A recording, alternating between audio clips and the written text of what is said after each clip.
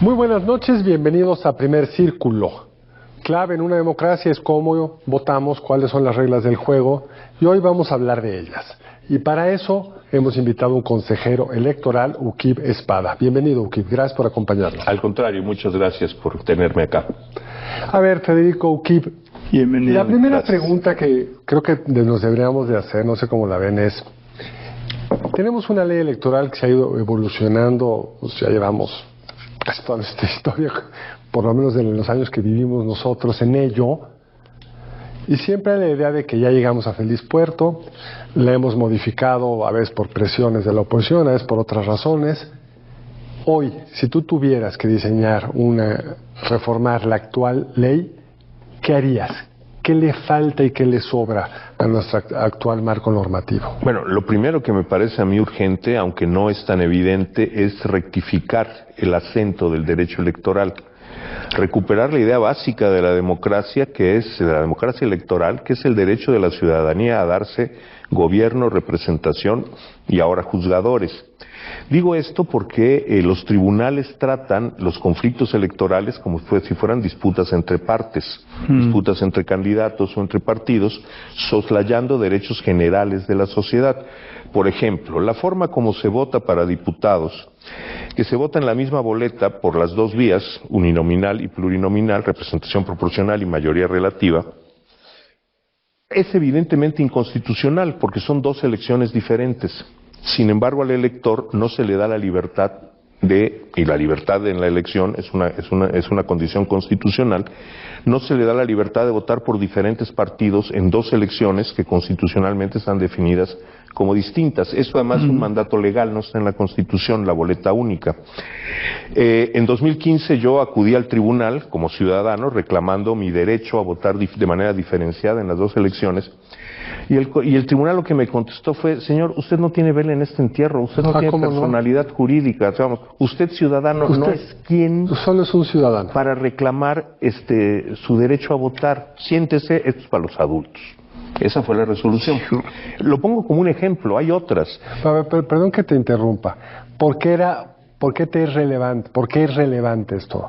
No era una necedad, me quiero divertir. Bueno, porque a veces uno no está de acuerdo con con el mismo partido para los dos grupos de candidatos. Es decir, a mí me pasaba con frecuencia en el PRD, a mí no me gustaba el candidato uninominal de mi distrito, pero yo quería votar por la lista plurinominal de mi partido.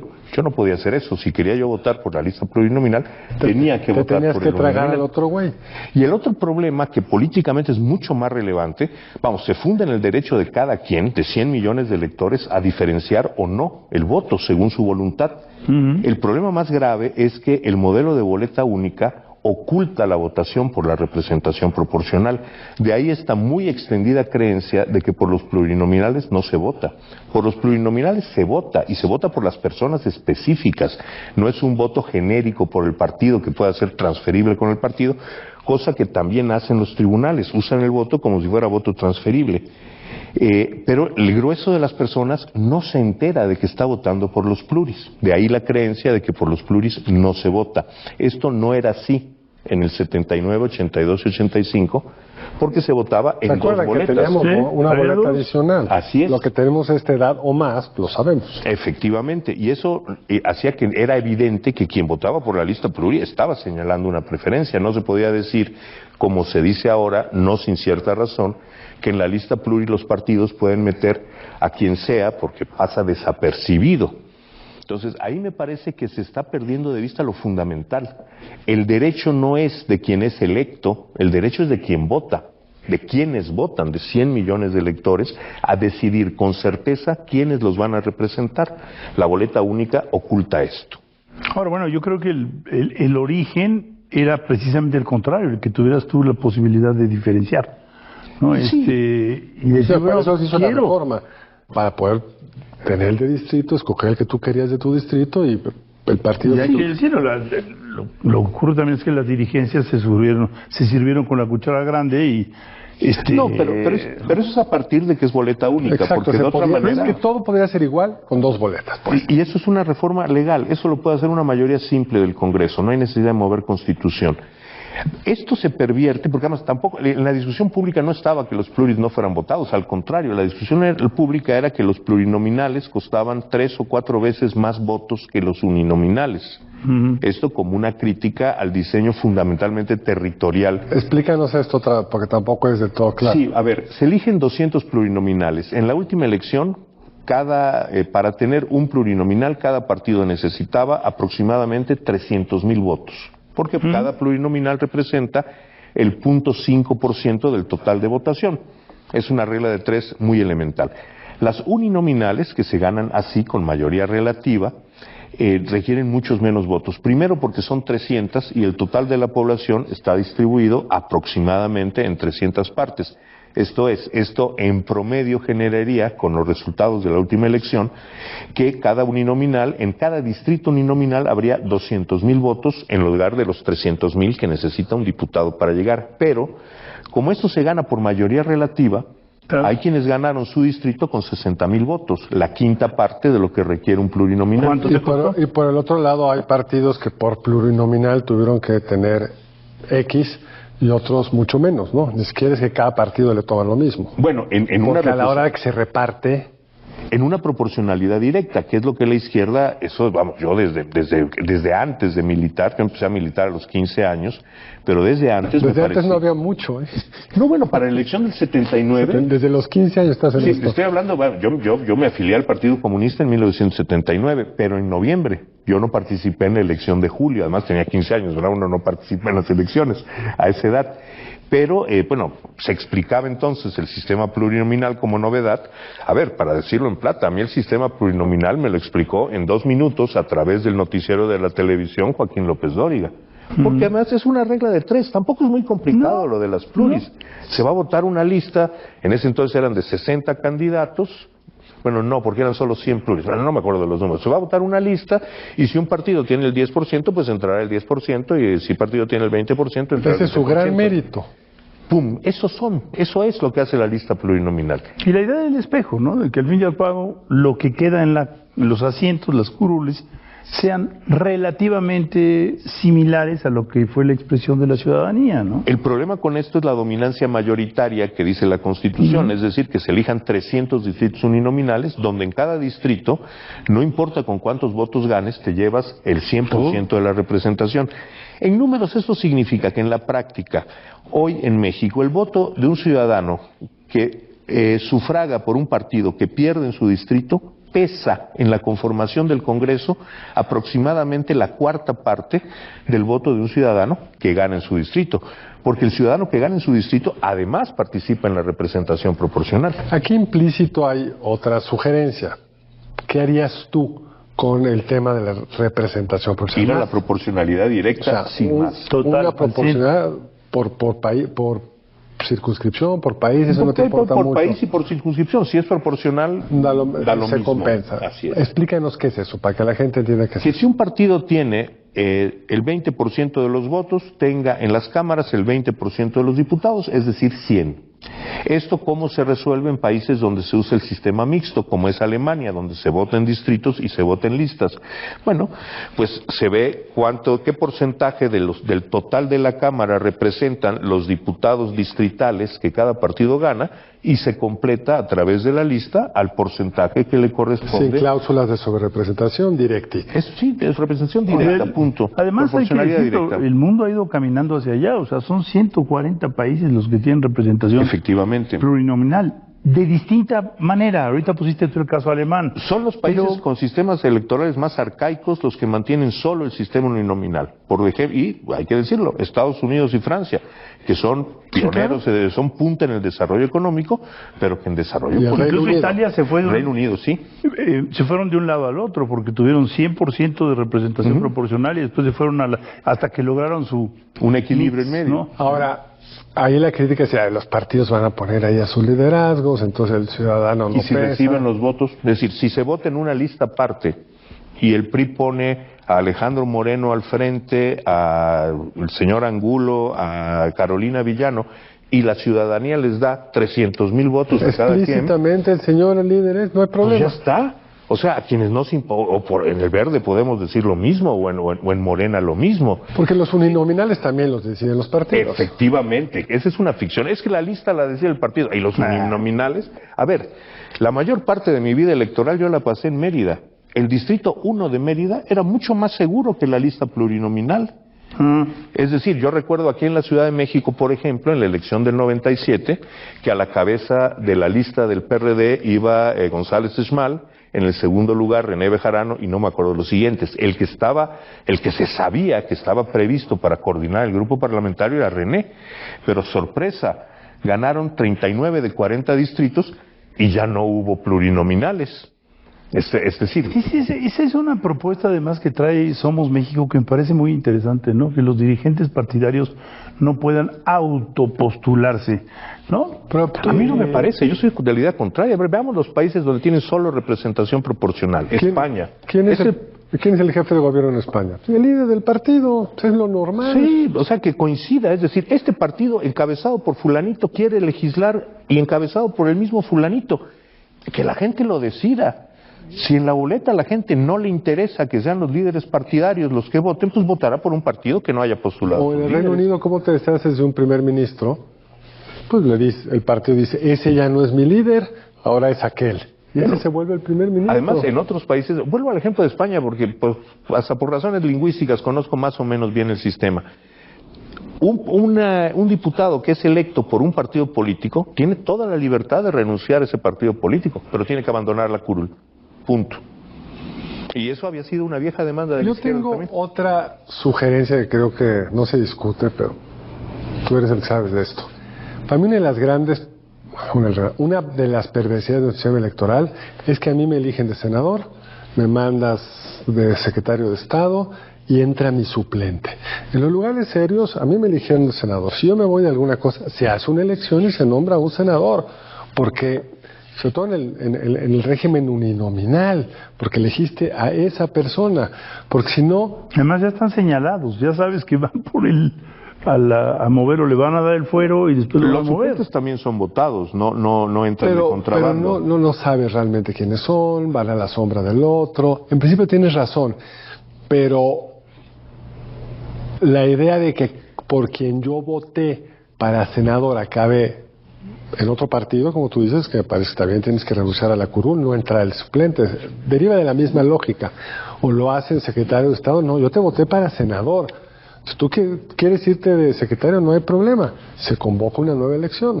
No, a mí no me parecería mal. Aquí tenemos un problema entre necesidades funcionales de lo que debería ser un sistema parlamentario o semiparlamentario con la dinámica de un régimen presidencial. La revocación de mandato misma.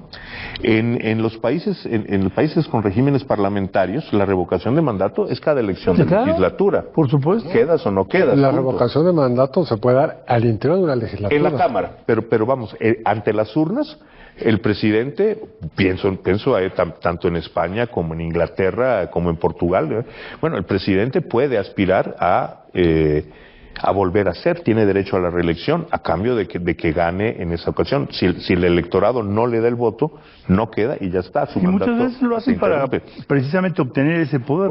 Tenemos que hacer un corte y vamos a regresar justo con el tema de la revocación de mandato, que ahora sí hablaremos de lo que se propone ahora en las reformas electorales en México. Un momento más de regreso con Uquib Espada.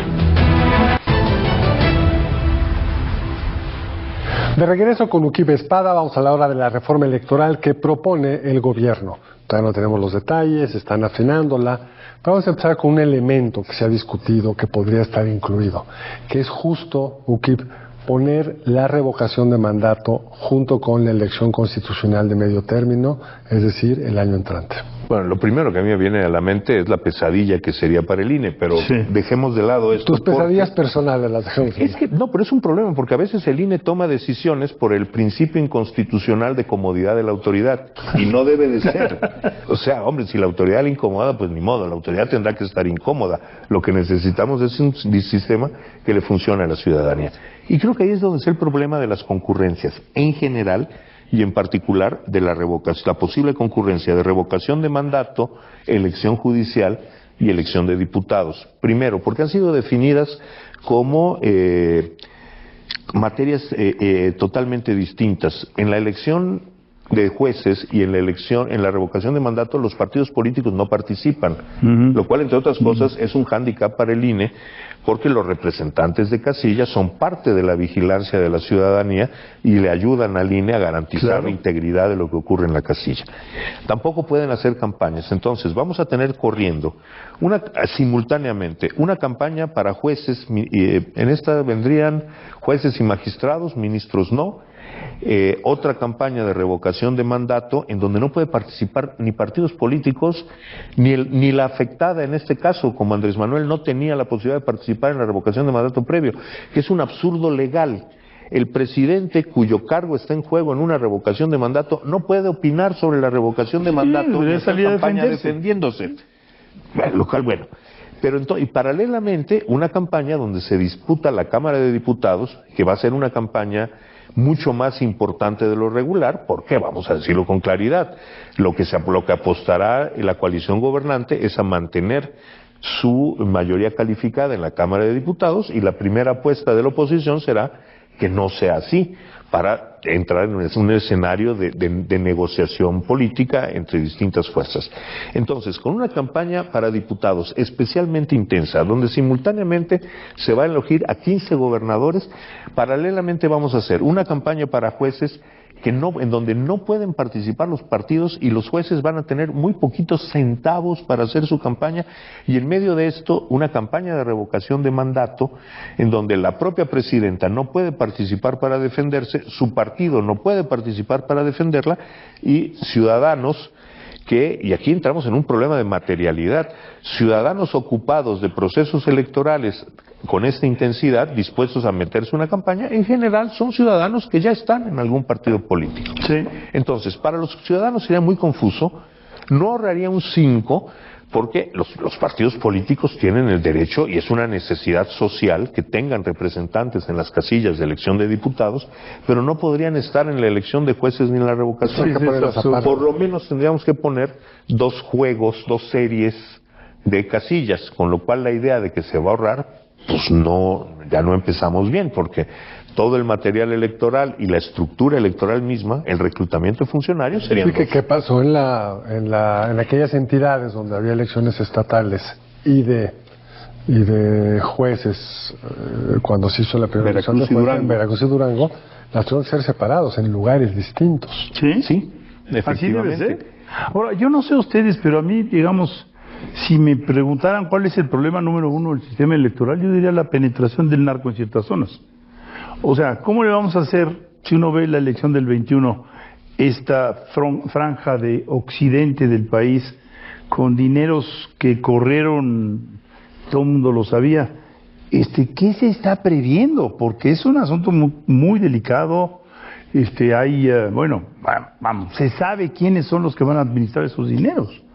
Entonces, el aparato de fiscalización del INE ahí topa con muchas barreras que no puede superar. Hay un problema general de seguridad y de circulación de dinero ilícito en el país que rebasa con mucho lo que el INE puede hacer en sus facultades y además materialmente. Lo del narcotráfico, eso es un universo aparte, pero incluso con recursos públicos. Cuando llegamos a detectar que en algún órgano de gobierno hubo desvío de dinero, pero no podemos acreditar, podemos suponer con racionalidad humana que ese dinero transitó una campaña electoral por las fechas, por los involucrados, por muchas cosas, pero no hay evidencia de que ese dinero entró a la elección. El INE no puede hacer nada, y el INE no puede inmiscuirse en los actos ilícitos que hubieran podido cometerse para sustraer ese dinero de las arcas públicas. Esa es una gran barrera. ¿Y cómo te imaginas algún tipo de freno? Bueno, es que a ver, en un cada sistema... uno está en la reforma electoral, Ahora tiene que ver con otro tipo de... A ver, es que tenemos que admitir que hay cosas que rebasan el marco de lo electoral. Es decir, si los gobiernos no tienen mecanismos que realmente funcionen para controlar el ejercicio del presupuesto público, es muy poco lo que un órgano como el INE puede contrapesar. Es decir, que el INE es muy grande. A ver, espérenme.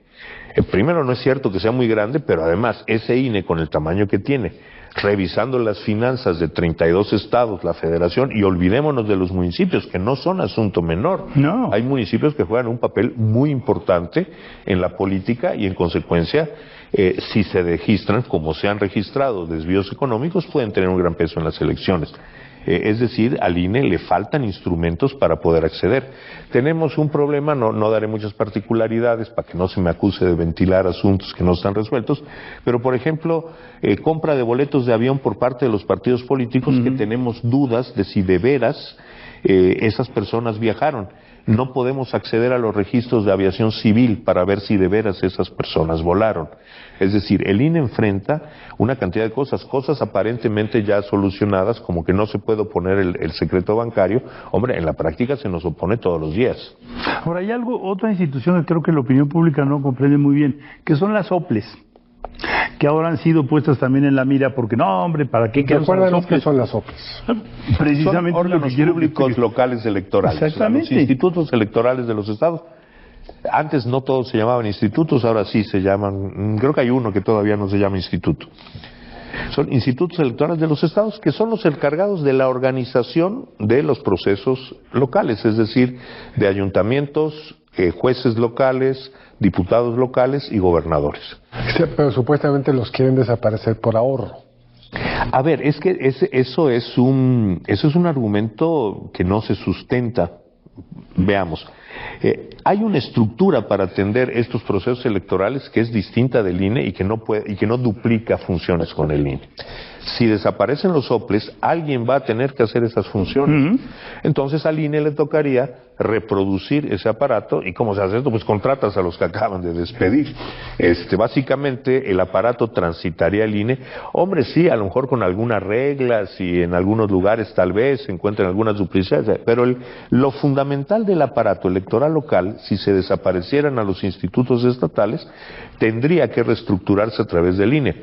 Lo cual, para empezar, para efectos del gasto de la federación lo incrementaría, no lo reduciría. Por supuesto. Y por otro lado, en cuanto a gasto global del Estado, no solo no representaría un ahorro, costaría lo mismo, pero sí representaría mayores complicaciones organizativas. Es decir, finalmente hoy hay muchas tareas locales que se realizan en esos institutos. Para empezar, la conciliación de conflictos de la organización electoral misma. Hay estados donde hay muchísimos partidos locales, pienso en Morelos, que llegaron a tener 17 en algún momento, no sé en cuántos estén ahorita. Hay estados con muy poquitos, como es Yucatán. Y esto significa otra forma de hacer política, otra forma de hacer elecciones, un conocimiento local. Exactamente, y es allá donde quería yo ir, o sea, en el momento que tú sustituyes, vamos a ponerlo así, despides, desapareces los OPLES o institutos, ¿quién va a hacer eso? Pues debería de ser gente que conozca el sitio. Por ejemplo, hay una labor del INE que no sé, de la cual se habla muy poco, que es el scouting o el peinado del territorio nacional, porque hay estados de la República, Chiapas, por ejemplo, donde las comunidades están divididas. Entonces no puedes instalar las casillas cercanas, tienes que hacer todo un trabajo antropológico para poder decir, bueno, aquí vámonos por aquí, a apoyar.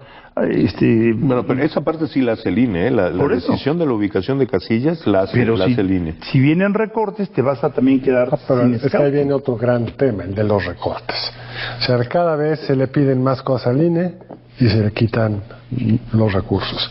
Hasta ahora nosotros nos damos cuenta del privilegio que es, ya nos acostumbramos.